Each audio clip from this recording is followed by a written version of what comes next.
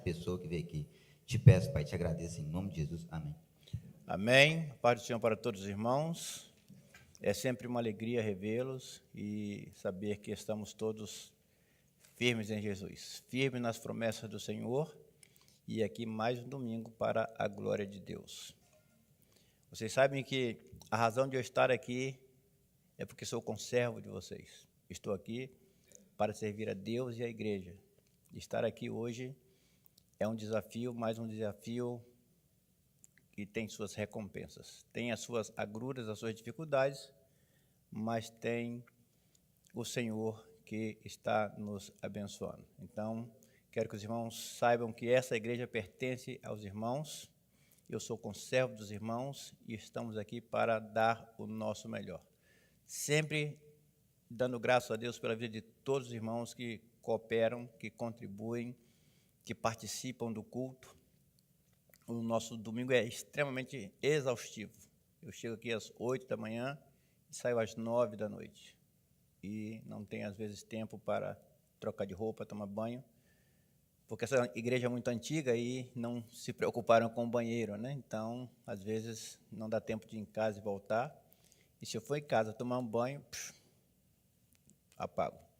Mas nós sempre estamos aqui com muita alegria e eu quero agradecer a todos os irmãos que têm cooperado de forma direta e indireta para o sucesso dessa igreja e para a glória do Senhor. Primeira carta de Paulo aos Coríntios, capítulo 1, versículo de 1 a 18, diz assim: porque a palavra da cruz é loucura para os que perecem, mas para nós que somos salvos é o poder de Deus. Porque está escrito: destruirei a sabedoria dos sábios e aniquilarei a inteligência dos inteligentes. Onde está o sábio? Onde está o escriba? Onde está o inquiridor deste século? Porventura não tomou Deus louca a sabedoria deste mundo? Visto como na sabedoria de Deus o mundo não conheceu a Deus pela sua sabedoria, aprove a Deus salvar os crentes pela loucura da pregação. Porque os judeus pedem sinal e os gregos buscam sabedoria. Mas nós pregamos a Cristo crucificado, que é escândalo para os judeus e loucura para os gregos. Quero acrescentar o versículo 24, que eu não sei se coloquei aí. Mas para os que são chamados, tanto judeus como gregos, lhes pregamos a Cristo, poder de Deus e sabedoria de Deus. Está muito em voga falar da cruz e os seus efeitos benéficos. As igrejas hoje estão repletas de pregadores que têm como pressuposto a cruz e Cristo crucificado. É muito comum você ir a um culto e quando nós nos deparamos com a estrutura da igreja, a sua liturgia, nós começamos a perceber algumas variações daquilo que se propõe a igreja e a sua palavra. Algumas igrejas estão divorciadas desse pressuposto. E nós, às vezes, somos enganados por ausência de conhecimento, por ausência de percepção, porque não estamos conectados com Deus espiritualmente e a nossa capacidade de discernimento se torna reduzida. E com essa redução, nós ficamos cegos para certas coisas, certos momentos, certos episódios, e não conseguimos ver. O tema dessa mensagem é a loucura da cruz. Reparem que o apóstolo Paulo, ele diz que a mensagem da cruz é uma loucura. E por que Paulo fala que é uma loucura? Versículo 18 ele diz, olha, porque a palavra da cruz é loucura para os que perecem, mas para nós que somos salvos é o poder de Deus. Você sabe que Corinto era uma cidade grega, tinha uma sociedade extremamente corrupta, e nessa cidade se exaltava a sabedoria humana e a filosofia. Você sabe que eu sou formado em filosofia, mas não sou ateu. A maioria dos meus colegas tendenciaram para o ateísmo porque eles duvidam da existência de Deus. E a oratória é a nossa argumentação favorita. Nos encanta a oratória. Buscar, conhecer, prescrutar. e era o orgulho da cidade de Corinto, uma cidade grega extremamente evoluída, porém com a sua sociedade corrupta. E vocês sabem que nessa fase da história tudo era motivo para retóricas intermináveis. Paulo foi uma cidade que tinha um aerópago, um ambiente com um púlpito, e qualquer pessoa que quisesse divagar, discutir, trazer uma ideia sobre qualquer assunto, ele subia lá no aerópago e falava, expunha os seus conhecimentos. Porém, era um assunto, era um consenso geral, a morte de Cristo por crucificação. Era uma novidade que Paulo estava trazendo, as boas novas, o evangelho. O problema é que falar de cruz era associar tudo que havia de mais vergonhoso, infame, na sociedade de Corinto. Ainda mais essa cruz atrelado à figura de Jesus Cristo. O que aconteceu? Existiam 3 grupos, os judeus, os gregos e os salvos. E nos dias de Paulo, nem todos acreditavam na possibilidade de que Jesus, que foi crucificado, era o Filho de Deus. Havia uma discussão, a cidade fervia com isso aí. Todo mundo comentava acerca desse episódio da crucificação que Paulo estava trazendo. Você sabe que o povo judeu foi escravo no Império Egípcio, no Império Assírio, Império Babilônico, Império Persa, Império Grego e o atual Império, que era o Império Romano. E o povo esperava que viesse esse libertador para libertá-los da opressão romana. E esse evangelho, essas boas novas que Paulo pregava, oferecia exatamente um libertador, um salvador. Aonde estava o paradoxo nessa história? Esse suposto libertador foi morto vergonhosamente em uma cruz. Não era coerente, as coisas não se encaixavam. Eles não conseguiam entender. Para os gregos e gentios, era uma loucura. Eu, em sã memória, também ficaria atônito. Como pode aquele que morreu em aparente fraqueza e fracasso resolver os nossos problemas? Esse Jesus que vocês estão pregando aí, morreu vergonhosamente em uma cruz. Vocês andam pelos 4 cantos da cidade dizendo que ele é a solução para o problema da humanidade?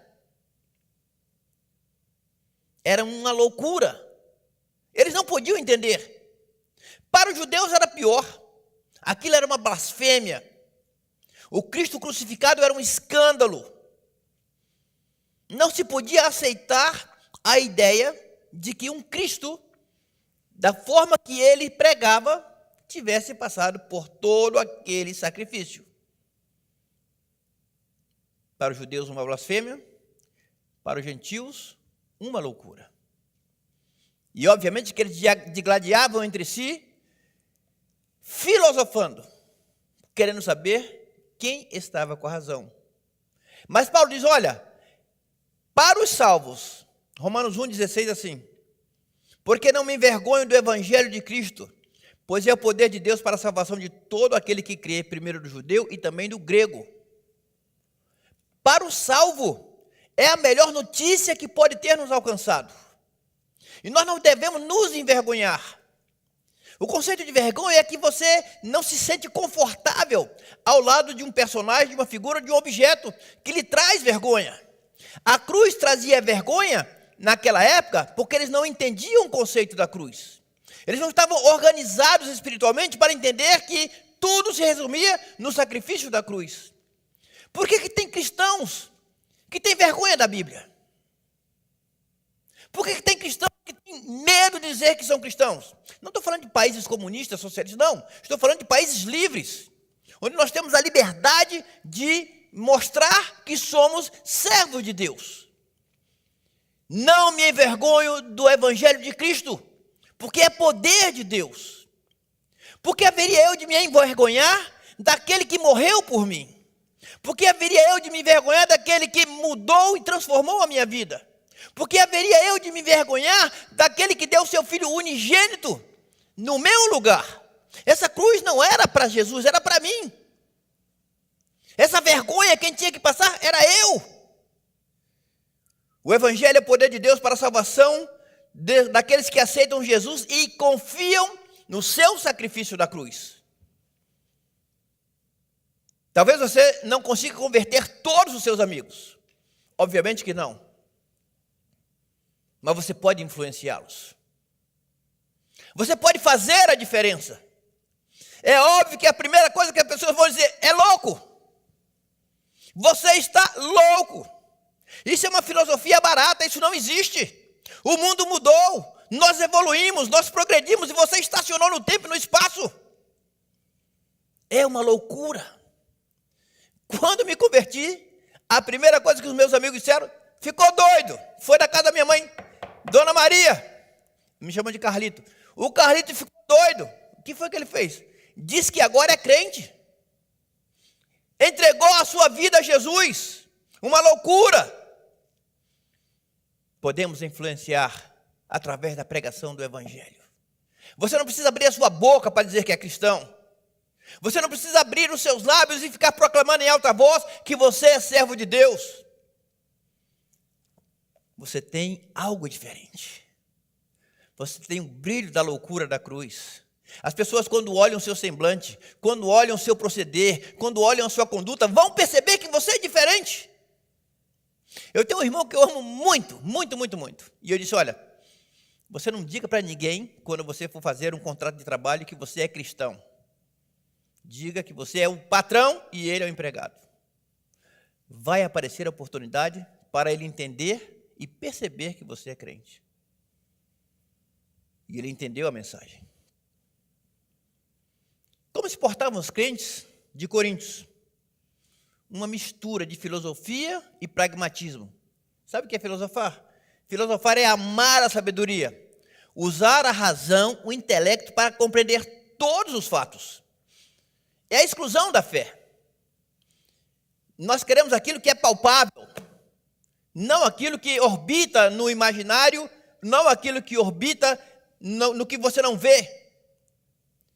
O filósofo, ele ama a sabedoria e ele quer razão para entender e compreender fatos.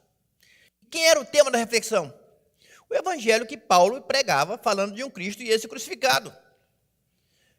Como pode um homem que morreu vergonhosamente em uma cruz ser objeto de boas novas? Isso é um contrassenso, isso é uma loucura. Por isso que a cruz é uma loucura. Por isso que entender o Evangelho somente pelo poder do Espírito Santo. Por isso que para a mensagem entrar no seu coração, somente o poder de Deus é que vai fazer penetrar nesse seu coração duro. Porque é uma loucura. O homem não entende, o homem racional não aceita. Como pode? Um homem que foi crucificado ser objeto de boas novas? É claro que a razão e a sabedoria não poderiam aceitar essas coisas. Esse é o filósofo. Associa sabedoria com esse conhecimento. Pior do que isso é o pragmatismo. É tornar prático as coisas. Se dá certo, fazemos. Se funciona, vamos fazer. E aí onde é que entra essa mescla do pragmatismo com a racionalização e a cruz?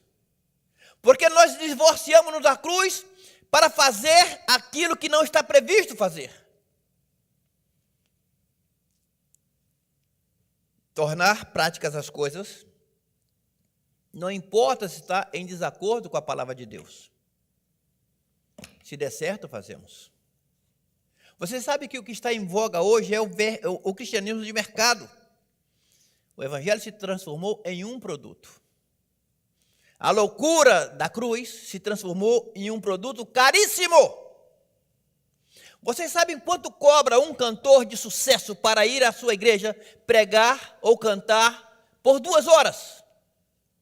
Com todas as mordomias que é inerente ao posto ou à função que ele exerce. Você sabe que muitas pessoas hoje fizeram do evangelho um negócio fabulosíssimo. Eles não têm mais o Espírito Santo como agente. Ele tem um agente que diz, olha, ele tem agenda para tal e tal dia vaga. Quem dá mais, leva. Que evangelho é esse? Um evangelho de mercado. Muitas igrejas estão agindo como empresas que fazem de tudo para agradar a freguesia. Vale tudo. A Bíblia não é mais a referência, mas aquilo que funciona, aquilo que dá certo, está dando certo na igreja e tal, vamos fazer aqui também. Porque está funcionando lá. Lá dá certo. Lá pode. Mas pastor, por que aqui não pode? Não sou eu que digo que pode ou que não pode. É a palavra de Deus. Não sou eu quem proíbe as coisas. Não sou eu que regula as condutas. É a palavra de Deus. Isso é uma loucura, claro, porque nós, como somos conduzidos pelo pecado, queremos agir e atuar a bel prazer.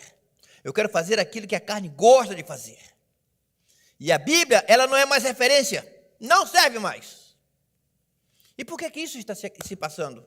1 Timóteo capítulo 4, versículo 1 diz assim, mas o Espírito diz que nos últimos dias, nos últimos tempos, apostatarão alguns da fé, dando ouvidos a espíritos enganadores e a doutrina de demônios. A loucura da cruz, essa mensagem que salva, que transforma, essa mensagem que tira o homem do abismo do pecado, está sendo comercializada, está sendo vilipendiada, e agora ela está sendo utilizada por pessoas que dão ouvidos à doutrina de demônios. Pregam o que querem, fazem o que querem, o enredo é sempre o mesmo. Eu vi um anjo passando. Nós não adoramos anjos. A Bíblia diz que os anjos estão ao dispor daqueles que vão herdar a salvação. Nós não enxergamos aqui, a figura principal é Cristo. A adoração é para Cristo, o louvor é para Cristo, a mensagem é para Cristo, tudo é para Cristo. Mas onde é que começa? Eu vi um anjo, o outro diz, olha, eu senti de Deus. Sentiu o quê? Eu senti que deve ser assim. Outro diz, Deus me mostrou. E finalmente, um diz, pastor, eu tive uma revelação. Você acha que a revelação humana sobrepuja a revelação espiritual de Deus? Você acha que qualquer pensamento filosófico, qualquer pensamento promovido por uma tendência é maior do que a palavra de Deus? Não, senhores. Por que a loucura, a mensagem da cruz é uma loucura? Porque é difícil para o homem entender o valor desse sacrifício. E Gálatas, Paulo escrevendo aos Gálatas, ele adverte sobre essas questões, diz, olha, Gálatas 1,18, mas ainda que nós mesmos, ou um anjo do céu, vos anuncie outro evangelho, além do que já vos tenho dito, seja anátema. Qualquer evangelho que não tenha a cruz como a sua primazia, é anátema.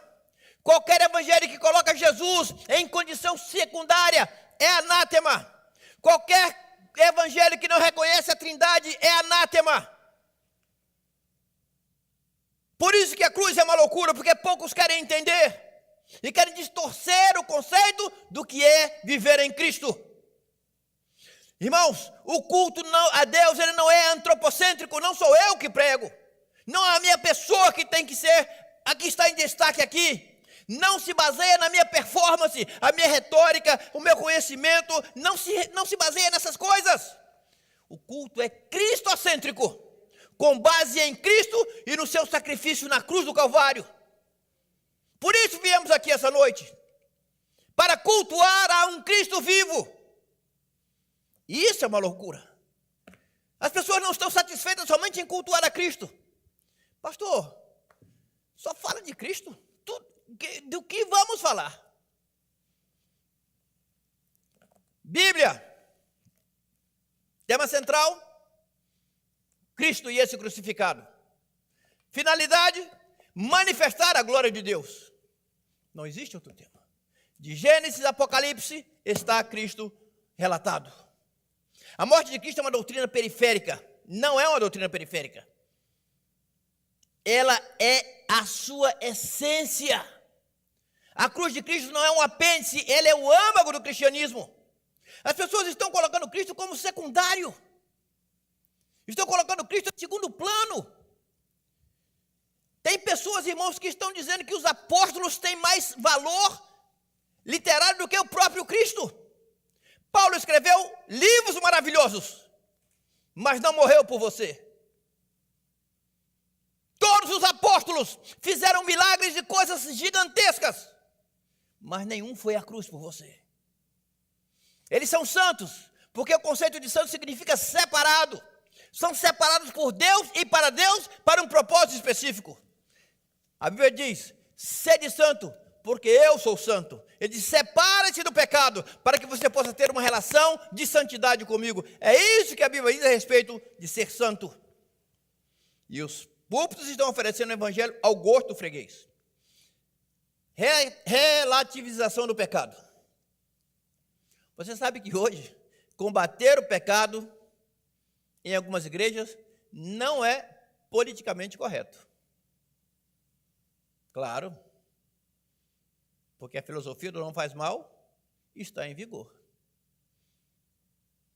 Não faz mal tomar bebida alcoólica, não faz mal se portar indecentemente, não faz mal se vestir despoderadamente, nada faz mal. E essa loucura da cruz exige reverência, exige santidade, exige respeito, exige adoração, enquanto que esses outros evangelhos dizem não faz mal, porque relativizam o pecado. Existem igrejas que está ficando difícil pregar contra o pecado. Uma dificuldade. E sabe o que acontece? Às vezes a própria igreja faz isso. Preguei em uma igreja uma certa vez, e esse dia eu estava, como diz o pastor Marcelo, endemoniado contra o pecado, dando duro. Ao final do culto, o irmão me chamou e falou assim, pastor, o senhor espanta as pessoas falando sobre pecado. E chegou no ouvido da pessoa e disse assim, esquenta a cabeça não, esse pastor é fanático, ele não sabe o que está falando não, tudo para ele é pecado, tudo para ele está errado, tudo para ele não pode, tudo para ele está errado. Escute bem, toda conduta, toda atitude, todo pensamento, toda motivação que afronta a santidade de Deus é pecado. Por isso essa cruz é uma loucura. Porque Deus é santo. Qual foi a origem da cruz? A origem da crucificação. Você sabe que a morte por crucificação ela tem origem nos babilônios, depois nos assírios, passou a ser usada de maneira sistemática entre os persas. Alexandre o Grande conta a história que, quando ele conquistou a cidade de Tiro, crucificou em um só dia mais de 2.000 pessoas. Os romanos aperfeiçoaram as técnicas de crucificação. Haviam 3 tipos de cruz. Aquela cruz em X, que é a cruz de Santo André, a cruz em T, que é a famosa cruz de Santo Antônio, e a cruz latina, que é o formato que conhecemos hoje, e é a cruz mais popular do mundo. E quem se destinava à crucificação? Os romanos passaram a usar a crucificação como método de pena capital, para executar e torturar os piores inimigos da sociedade. Ladrão, assassinos, criminosos, subversivos, desertores, gladiadores, escravos, estrangeiros e principalmente traidores. Do que acusaram Jesus? Blasfemo e traidor. Por isso as dizem, não faz sentido. Como é que nós vamos aceitar um traidor como nosso Salvador, porque para isso servia a cruz. Como é que nós vamos aceitar uma pessoa que supostamente é um assassino? Porque esse era o emblema da cruz. A finalidade da crucificação era infligir dor e sofrimento extremo até o momento da morte. E a população ficava assistindo,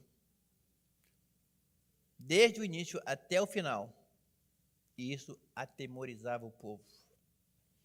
Irmãos, o ato da crucificação era desprezível, vergonhoso, infame. Os condenados eram obrigados a carregar a parte horizontal da cruz, aquela estrutura de madeira, até o local da crucificação, sob o olhar de todo o povo. Saía do pretório, saía do tribunal e carregava aquela cruz para o local do sepultamento. E todo mundo via. Aquela cruz era o símbolo da vergonha. Ele estava carregando ali os crimes, estava carregando ali os assassinatos, os roubos. E ele passava pelo meio da cidade e ia até o local da crucificação. O que foi que aconteceu com Jesus? Acusado injustamente, preso inocentemente, e o mesmo caminho que o assassino, o ladrão fazia, fizeram Jesus passar. Ele pegou o meu, o seu, os nossos pecados, colocou sobre os seus ombros e partiu em direção ao Calvário. E todo mundo cuspindo em Jesus, maldizendo, os soldados romanos chicoteando, esbofeteando. E ele seguia com a minha culpa, com a sua culpa. Essa cruz é uma loucura. Alguma coisa está errada nisso aí. Um símbolo tão vergonhoso como esse tem um simbolismo tão profundo nas nossas vidas. Quando ele chegava no local da crucificação, não acabava o martírio. Tiravam todas as suas roupas. Oh, Jesus. Estendiam os seus braços sobre aquela madeira e cravavam nos seus pulsos pregos gigantescos que atravessavam o pulso e saía lá do outro lado. Aqueles cravos não era para Jesus. Eu era a vergonha. Nós éramos a vergonha. Éramos nós que tínhamos que estar lá.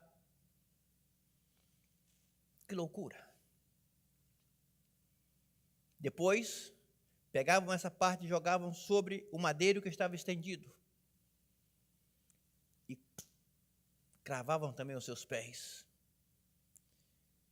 E você sabe que a parte mais cruel da crucificação era que nem todos os crucificados morriam no mesmo dia. Passavam dias ali agonizando. Por isso eles quebravam as pernas daqueles que estavam sendo crucificados, para que eles não tivessem como apoiar e morriam asfixiados. Essa era a cruz. Que era para mim e para você. Quero discorrer sobre essa loucura eloquente. Se a cruz é uma loucura, então por que ela tem uma mensagem tão eloquente? Eloquência é a capacidade de persuadir, convencer, atrair, capturar a atenção. Por que ela nos atrai tanto? Por que a humanidade toda, na sua totalidade, que não ama a cruz, a odeia e a persegue? Acreditar na cruz era uma loucura, porque a cruz era um símbolo de opróbrio e vergonha. A cruz era o retrato da morte e Paulo apresentava como fonte de vida. Todos sabiam o que significava a cruz. E Paulo dizia, não, é fonte de vida. Porque aí foi crucificado o Salvador. Não faz sentido. Isto é uma loucura, Paulo? Não. Nós temos que pregar a Cristo e esse crucificado. Ninguém pode acreditar que essa cruz tem esse efeito. Isaías capítulo 53, versículo 1 a 3 diz assim: quem deu crédito à nossa pregação, e a quem se manifestou o braço do Senhor, porque foi subindo como renovo perante ele, como raiz de uma terra seca. Não tinha parecer nem formosura. E olhando nós para ele, não tinha parecer nem formosura, e olhando nós para ele, nenhuma beleza vimos para que o desejássemos. Era desprezado e o mais indigno entre os homens, homem de dores, experimentado nos trabalhos, e como um dos que os homens escondiam o seu rosto, era desprezado e não fizemos caso dele. Isaías viu Jesus na cruz e viu o desprezo que ela causava. Não tinha beleza, não tinha formosura, era desprezado, indigno. Os homens escondiam o seu rosto, era desprezado e não fizemos dele caso algum.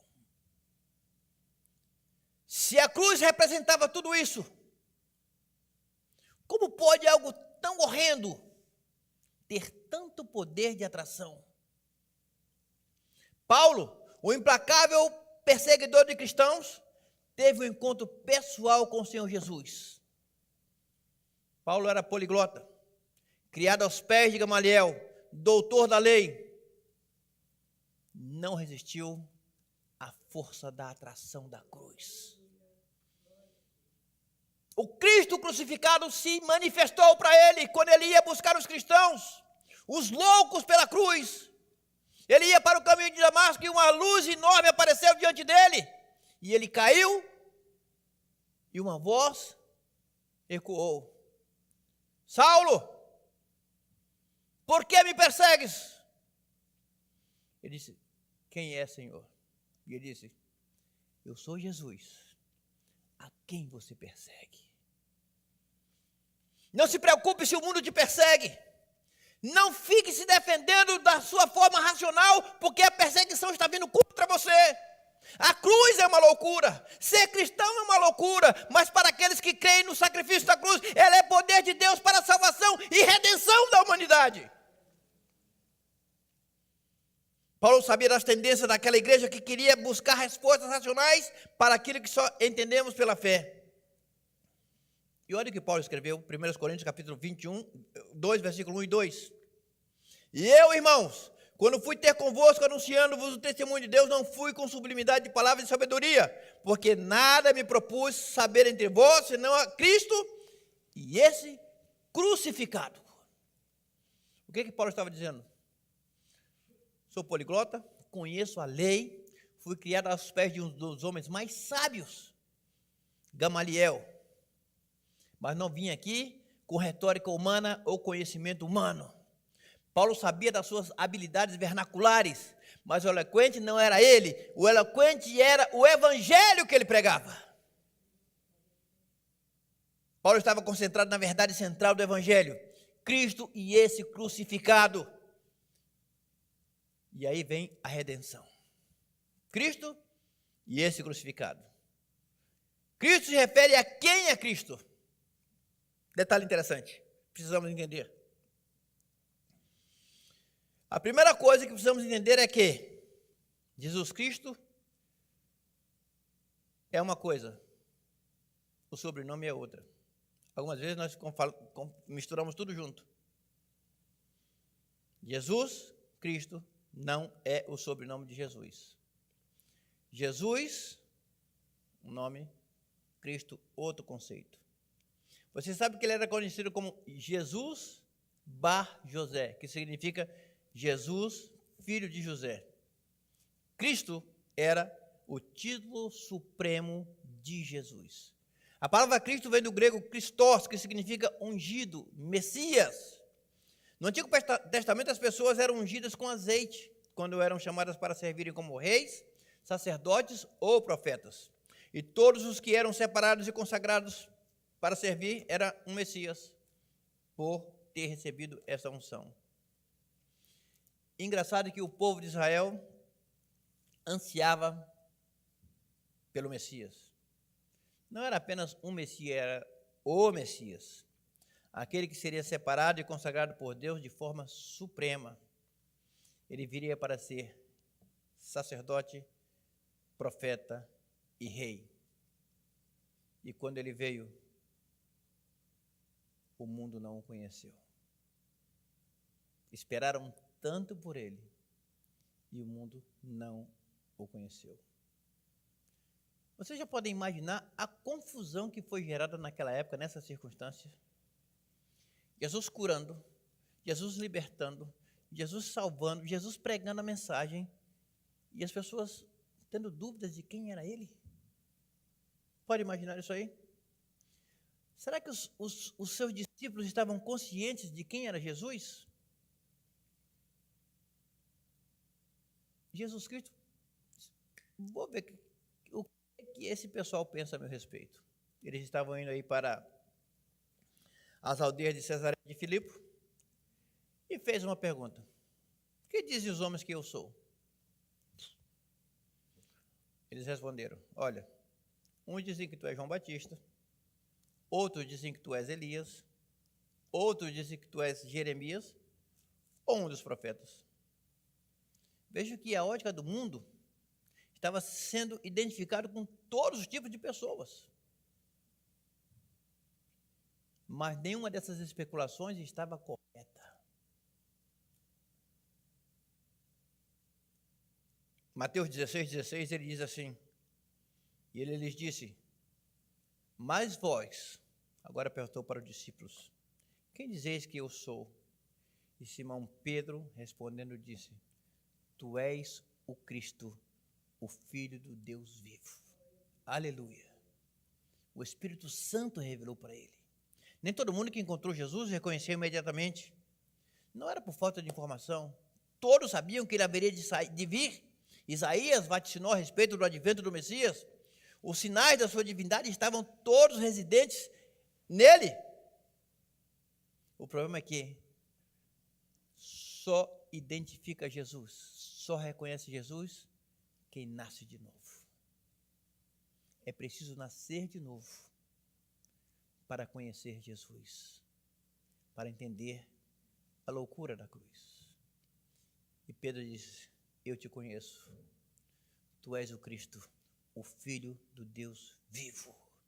E Jesus respondeu imediatamente para ele. Mateus 16:17 diz: bem-aventurado és tu, Simão Barjonas, porque não foi a carne e o sangue que te revelou, mas meu Pai que está nos céus.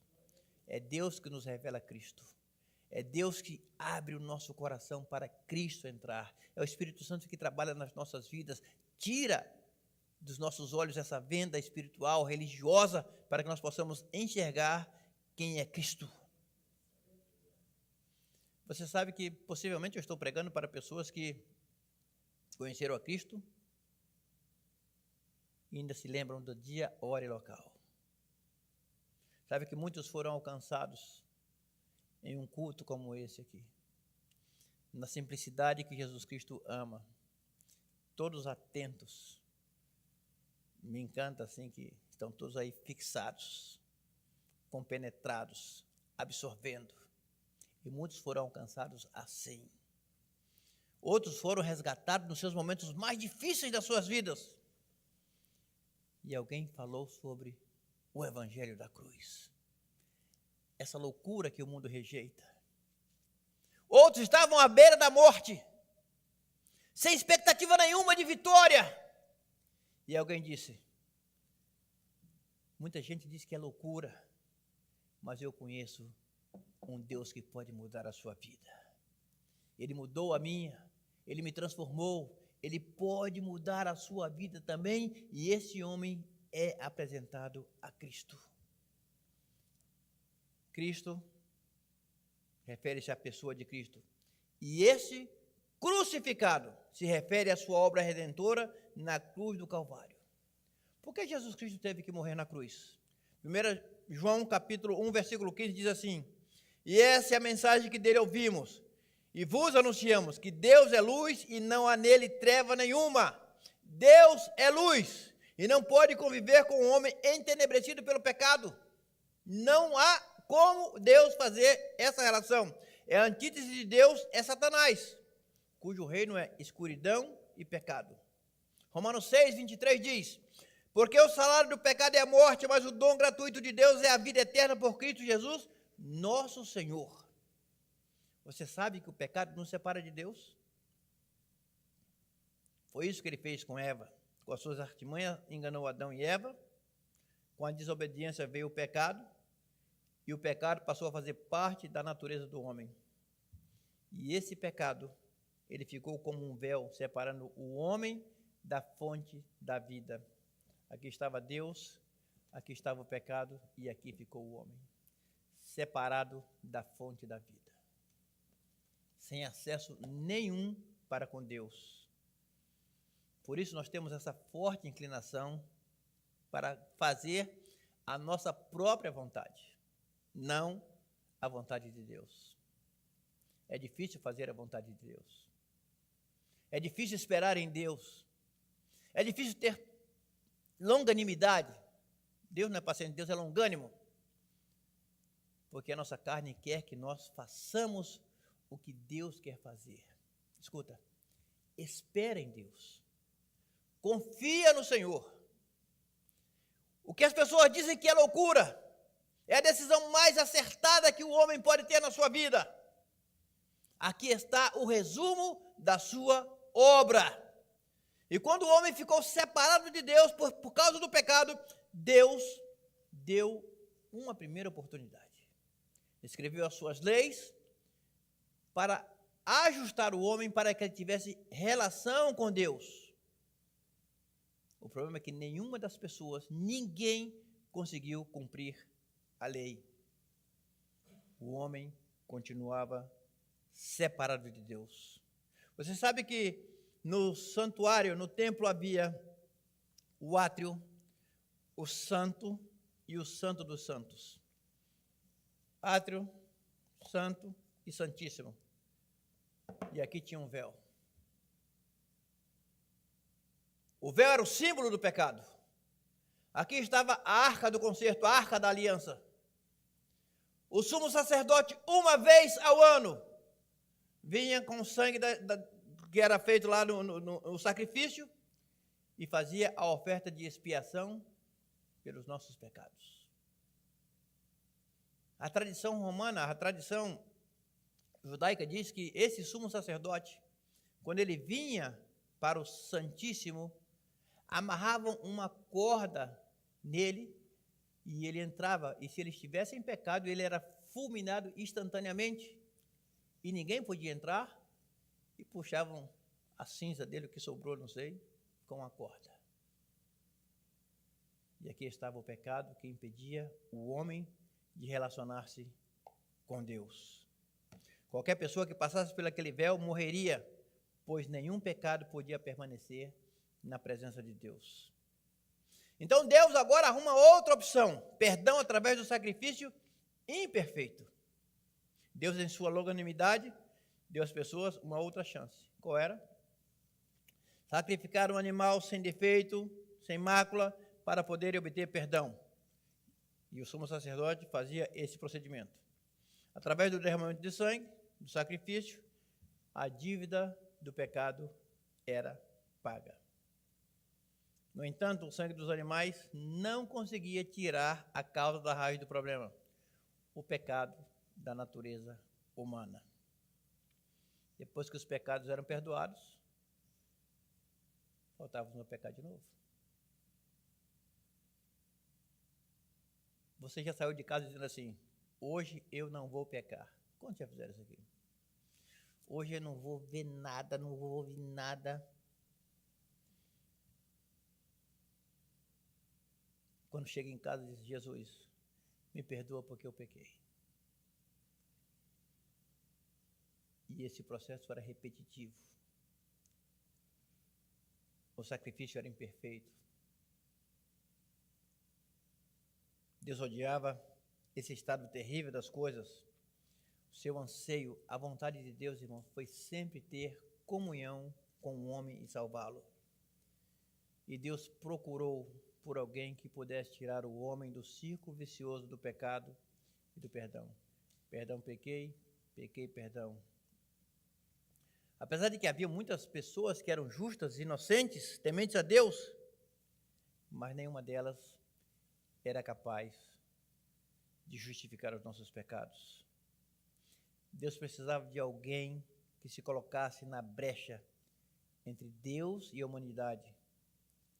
E só seu Filho preenchia todos os requisitos e exigências divinas.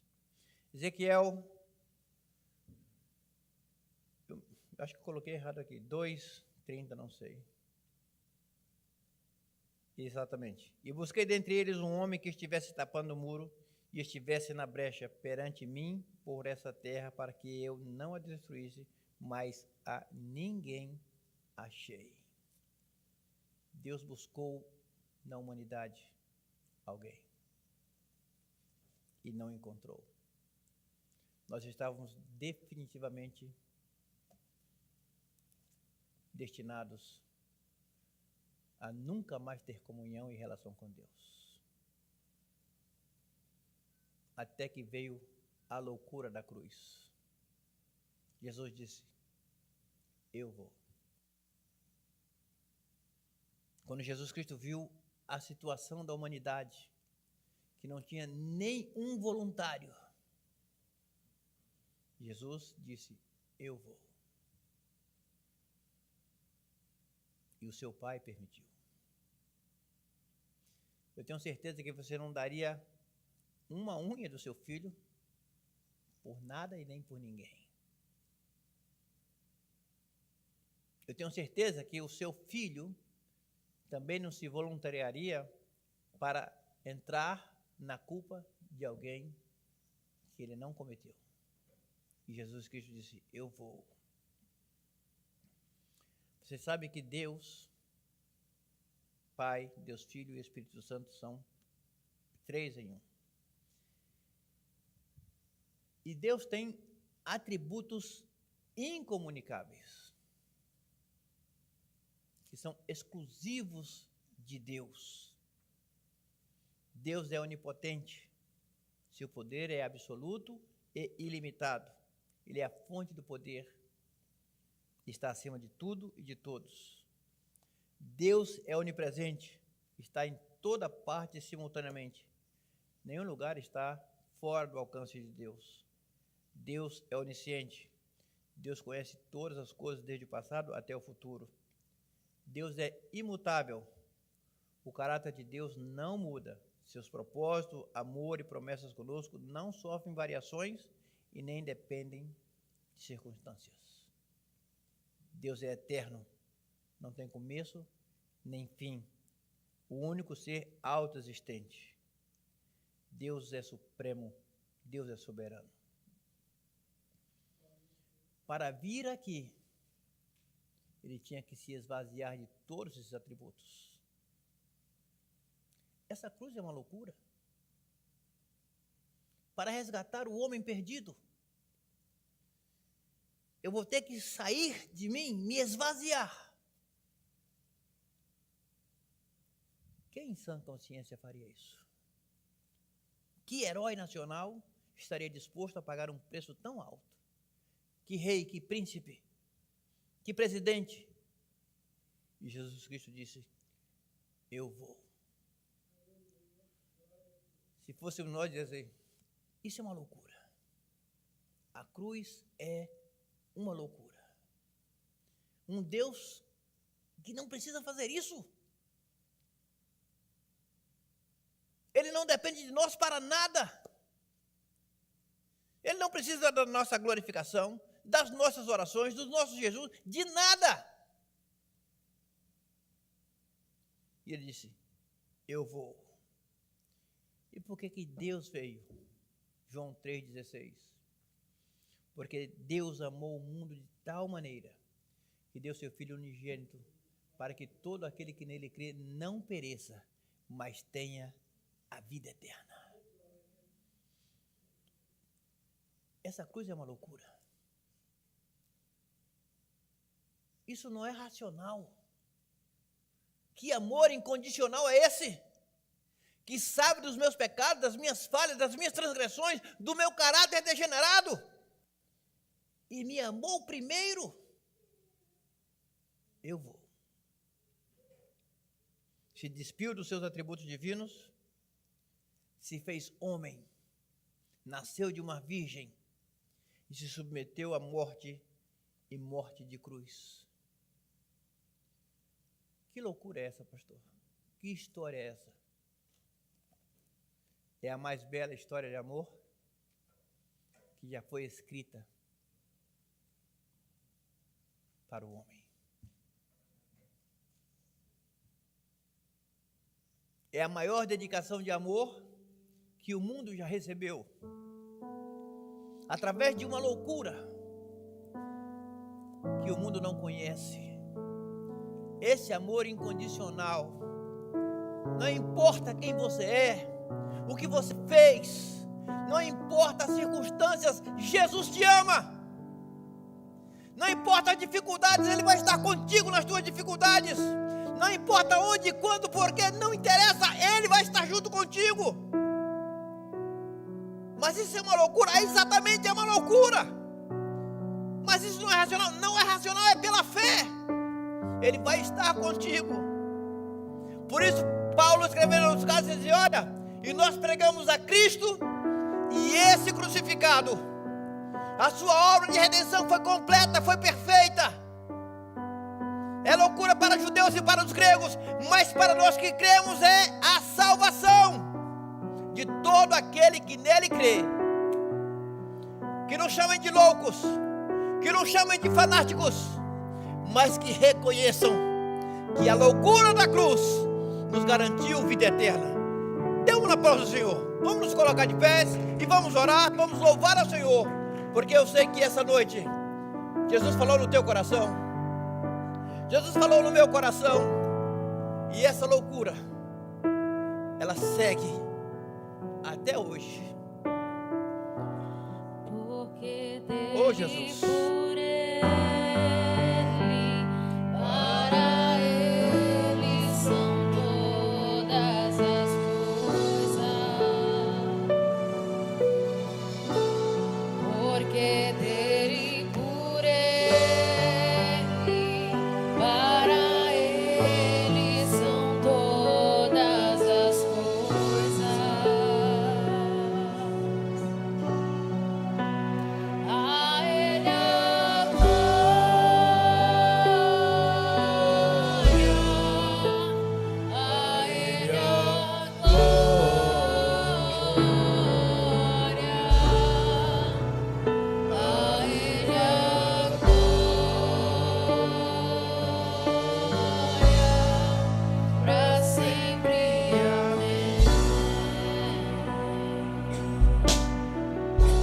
quero que você saiba uma coisa.